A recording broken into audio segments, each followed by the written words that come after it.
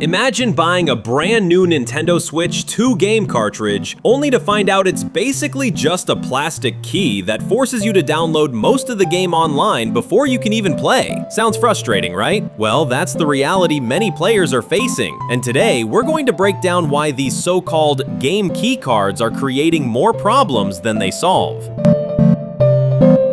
Unlike the classic Nintendo cartridges that stored the entire game on the physical chip, many Switch 2 cartridges, often called game key cards, function more like license tokens than full game media. When you insert one, the system verifies ownership, but instead of giving you the complete experience right away, it typically requires you to connect online and download the majority of the game's data before you can even start playing.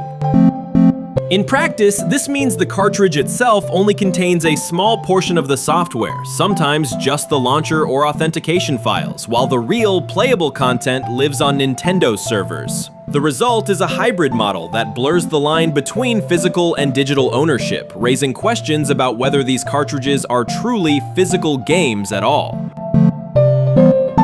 One of the most high-profile and immediate consequences of the game keycard's design is its rejection by major archival institutions. In August 2025, Japan's prestigious National Diet Library, or NDL, publicly announced that it will not be cataloging or preserving Nintendo Switch 2 game key cards. The NDL's reasoning is simple and explicit. Game key cards do not constitute true physical media because they lack the essential content, the game data itself. As such, they are considered no different from digital-only releases or code in a box, rendering them ineligible for long-term preservation by the very authorities that have maintained archives of physical games since 2000. A spokesperson for the NDL clarified, "Since a keycard on its own does not qualify as content, it falls outside of our scope for collection and preservation." This approach aligns with global archival standards, such as those of the Library of Congress, which prioritize media that contain the full playable work, and specifically discourage preservation of material that requires remote authentication or post-distribution downloads for access. The game key card system introduces a severe fragility into gaming history, as the NDL's rejection makes clear. Once Nintendo or third-party publishers shut down Switch 2 download servers, it will become impossible to freshly install or reinstall these games from their legal source. The physical card alone becomes a useless artifact, one that cannot be played, archived properly, or easily studied. This is a dramatic reversal from prior generations. NES, SNES, N64, Game Boy, DS or 3DS, even Wii U and Switch 1, all left behind a library that could, in principle, be played, extracted, and preserved for decades.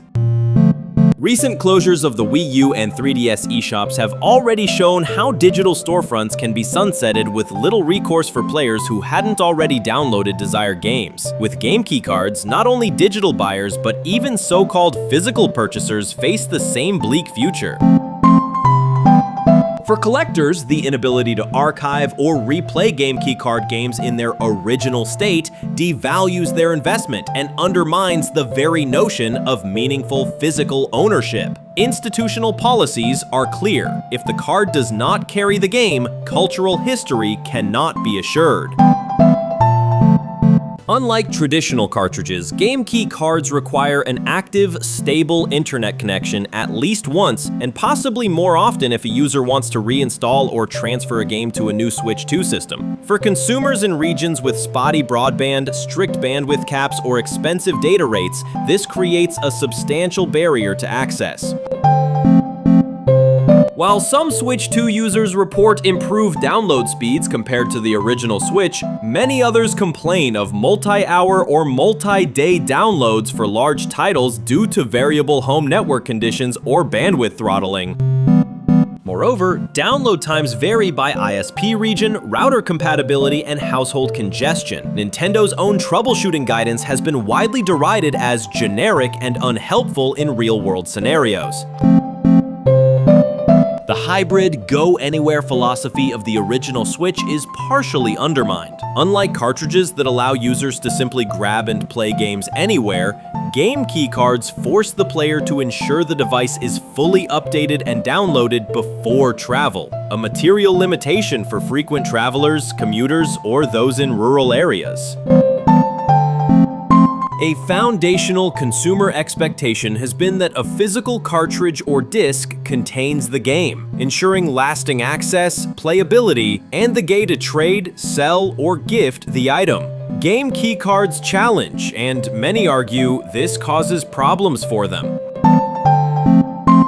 Nintendo Switch 2's game keycard system, positioned as a solution to rising file sizes and manufacturing costs, has instead created a host of new problems. It undermines game preservation, renders offline play non-trivial for many users, creates confusion in the retail ecosystem, and shatters long-held consumer expectations about physical game ownership and collecting. Archival institutions and gaming historians are near unanimous in their rejection of the format for preservation, while the community response highlights intense anxiety and frustration.